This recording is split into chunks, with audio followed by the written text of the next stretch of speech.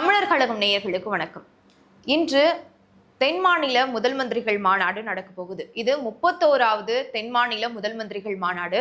அரசியல் பரபரப்பான சூழல்ல இந்த மாநாடு எதுக்கு நடக்குது, மாநிலங்களுக்கு இடையேயான பிரச்சனைகள் குறித்து தான் பேச போறாங்களா, இல்ல என்னென்ன விடயங்கள் பேச போறாங்க அப்படின்றத பார்க்கலாம். இன்று உள்துறை அமைச்சர் அமித்ஷா அவர்கள் சென்னைக்கு வருகை தர இருக்கிறாரு. இங்க கோவளத்துல தான் இந்த மாநாடு நடக்க போகுது. அதாவது இன்று முதற்கட்டமாக இதற்கான ஆலோசனை கூட்டம் நடக்க போகுது. இதுல கிட்டத்தட்ட 6 மாநிலத்தின் முதலமைச்சர்கள் பங்கேற்கிறார்கள். குறிப்பா சொல்லணும் அப்படின்னா தமிழ்நாட்டின் முதலமைச்சர் திரு ஜோசப் விஜய் அவர்கள், தெலுங்கானா முதலமைச்சர் ரேவந்த் ரெட்டி, ஆந்திராவின் முதலமைச்சர் சந்திரபாபு நாயுடு அவர்கள் மற்றும் கேரளா முதலமைச்சர் சதீசன், புதுச்சேரி முதலமைச்சர் திரு ரங்கசாமி அவர்கள் அப்படின்னு கிட்டத்தட்ட 6 பேர் இதுல கலந்துக்க போறாங்க. இதுல முதற்கட்டமாக நான் முன்கூட்டியே சொன்ன மாதிரி இன்று ஆலோசனை கூட்டம் நடைபெற போகுது. நாளைக்கு தான் இதற்கான மாநாடு அதிகாரப்பூர்வமாக நடக்க போகுது.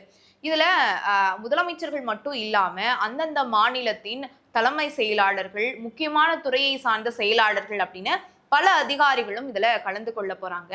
அப்ப இது வெறும் அரசியல் ரீதியான ஒரு சந்திப்பு இல்ல ஒரு மீட்டப் அப்படின்னு மட்டும் எடுத்துக்காம இது மாநிலத்துக்கான வளர்ச்சி திட்டங்கள் குறித்தும், நிர்வாகத்தை குறித்தும், தொழில்துறையை குறித்தும் மற்றும் போக்குவரத்து துறை குறித்தும் அப்படின்னு பல்வேறு விடயங்கள் பேச போறாங்க அப்படின்ற தகவல் வெளியாகி இருக்கு.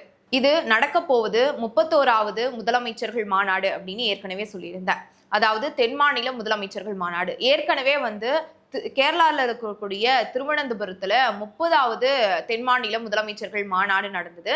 அப்போ 2022ல முதலமைச்சரா இருந்தவர் MK ஸ்டாலின் அவர்கள், அவர் இந்த மாநாட்டுல சில முக்கியமான விடயங்கள்லாம் எடுத்து பேசியிருந்தாரு. அதாவது GST இழப்பீடு, மீனவர் பிரச்சனை குறித்து பேசியிருந்தாரு மற்றும் மாநிலத்துக்கு இடையேயான நதிநீர் பிரச்சனை, அதாவது கர்நாடகாவுக்கும் தமிழ்நாட்டுக்கும் இடையேயான காவேரி நதிநீர் பிரச்சனை எவ்வளவு பங்கிட்டு கொடுக்கணும் அப்படின்னு பல விடயங்கள் தன்னுடைய தரப்புல இருந்து பேசப்பட்டது. அதுல முக்கியமா 26 பிரச்சனைகள் குறித்து அங்கு எடுத்துரைக்கப்பட்டது. 2022ல மட்டும் வெறும் 9 பிரச்சனைகள் மட்டும்தான் தீர்க்கப்பட்டதாக அதிகாரப்பூர்வமாக தகவல் வெளியாகி இருக்கு. மீதி இருக்கக்கூடிய 17 பிரச்சனைகள் அப்படியே நிலுவையில தான் இருக்கு. இதற்கு முன்பாக 2018லையும் இதே போல ஒரு முதலமைச்சர்கள் மாநாடு நடந்தது. அதுல கிட்டத்தட்ட 27 பிரச்சனைகள் குறித்து விவாதிக்கப்பட்டதாக தகவல் இருக்கு. அதுல 22 பிரச்சனைகள் தீர்க்கப்பட்டதாக ஒன்றிய அரசு தகவல் தெரிவிச்சிருக்காங்க. ஆனா இந்த மாநாட்டுல முதலமைச்சர் ஜோசப் விஜய் அவர்கள் என்ன பேச போகிறார் அப்படின்னு எல்லாருமே கவனத்தை குவிக்கக்கூடிய ஒரு விடயமா தான் இருக்கு. தமிழ்நாட்டை பொறுத்தவரை இப்ப ஆட்சி மாற்றம் நடந்திருக்கு. புதிதாக தாவேகா ஆட்சி அமைச்சிருக்காங்க. ஜோசப் விஜய் அவர்கள் முதலமைச்சராக பதவியேற்ற உடனேயே இங்க தமிழ்நாட்டுக்கும் கர்நாடகாவுக்கும் இடையேயான இந்த நதிநீர் பிரச்சனை ஒரு பூதாகரமான ஒரு விடயமாக மாறிடுச்சு அப்படின்னே சொல்லலாம்.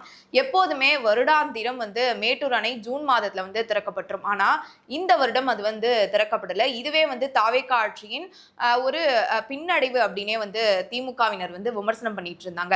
என்ன நதிநீர் பிரச்சனை இருந்தாலும் அதை எப்படியாவது திமுக முயற்சி பண்ணி அதை வாங்கிடுவாங்க, அந்த பிரச்சனையை தீர்வுக்கு கொண்டு வந்துருவாங்க. ஆனா அது தாவேகாவால பண்ண முடியல அப்படின்றதுதான் சட்டமன்றத்துக்கு வெளியிலேயும் தங்களுடைய குற்றச்சாட்டா முன் வச்சிட்டு இருக்காங்க. இந்த மாநாட்டுல மிக முக்கியமான பிரச்சனையாக என்ன விவாதிக்கப்படும் அப்படின்னு செய்தி ஊடகங்கள் மூலமாக வெளியாகி இருக்கு அப்படின்னா மீனவர்கள் பிரச்சனை. அதாவது இலங்கையில ஆகஸ்ட் மாதத்துல மட்டும் இங்க தமிழ்நாட்டை சேர்ந்த ஒரு 4 பேரை தமிழ்நாட்டு மீனவர்களை கைது செய்திருக்காங்க அப்படின்னு செய்திகள் மூலமாக நம்ம பார்த்திருந்தோம். இது தொடர்பாக கண்டனத்தையும் தெரிவிச்சிருந்தாரு மீன்வளத்துறை அமைச்சர் ஸ்ரீநாத் அவர்கள். கிட்டத்தட்ட 49 மீனவர்களை இலங்கை கடற்படையினர் கைது பண்ணியிருக்காங்க அப்படின்னு அதிகாரப்பூர்வமான ஒரு செய்தி. இது தொடர்பாக வெளியுறவு அமைச்சர் ஜெய்சங்கர் அவர்களுக்கு மீன்வளத்துறை அமைச்சர் ஒரு கடிதத்தை எழுதியிருந்தாரு ஆகஸ்ட் 14ஆம் தேதி. இது தொடர்பாக நடவடிக்கை எடுக்கணும், இலங்கை அரசிடம் பேசணும் அப்படின்னு சொல்லியிருந்தாரு.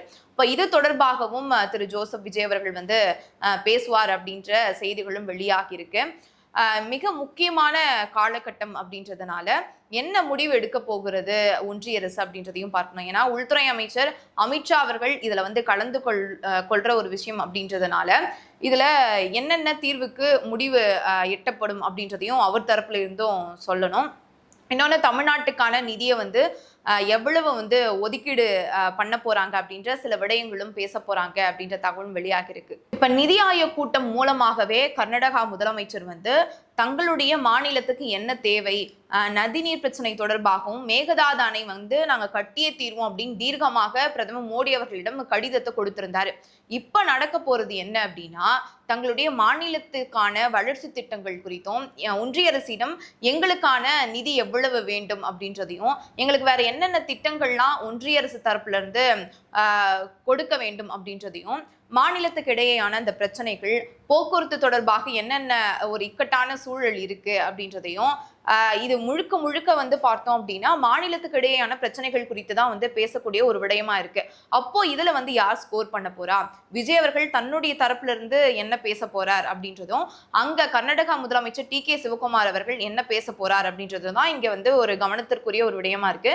ஏற்கனவே வந்து 2022 கிருஷ்ணா நதிநீர் தொடர்பாக ஆந்திரா மாநிலம் வந்து ஒரு முக்கியமான விவாதத்தை வந்து கிளப்பியிருந்தாங்க.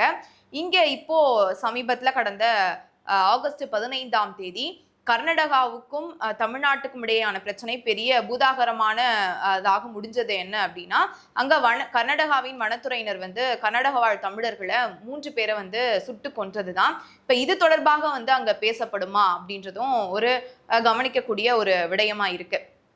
நாளைக்கு தான் என்னென்ன பிரச்சனைகள் குறித்து விவாதிக்க போறாங்க. ஏற்கனவே வந்து கடந்த காலத்துல ஒரு 22 பிரச்சனைகள் பேசுறாங்க அப்படின்னா அதுல வந்து பாதி தான் வந்து நிறைவேறி இருப்பதாக நமக்கு தகவல் வருது. அப்ப இதுல வந்து எத்தனை பிரச்சனைகள் வந்து பேச போறாங்க, அது எத்தனை வந்து முடிவுக்கு வரும், இல்ல தீர்வு எட்டப்படும் அப்படின்றதுதான் ஒரு $1,000,000 கொஸ்டினா இருக்கு. இது ஒரு அரசியல் பரபரப்பான சூழல்ல இந்த மாதிரியான ஒரு தென் மாநில முதலமைச்சர்கள் கூட்டம் வந்து கூடுவது அப்படின்றது வந்து ஒரு கவனத்திற்குரிய ஒரு விடயமா நம்ம எடுக்கக்கூடிய ஒரு விஷயமா தான் இருக்கு. பார்ப்போம் என்ன நடக்குது அப்படின்றத. முதலமைச்சர் விஜய் அவர்கள் வந்து தமிழ்நாட்டுக்கான உரிமையை அங்க என்ன நிலைநாட்ட போறார் அப்படின்றத இந்த கூட்டத்தின் வாயிலாக நம்ம புரிஞ்சுக்க முடியும். பார்க்கலாம். அடுத்த நிகழ்ச்சியில் சந்திக்கிறேன். நன்றி, வணக்கம்.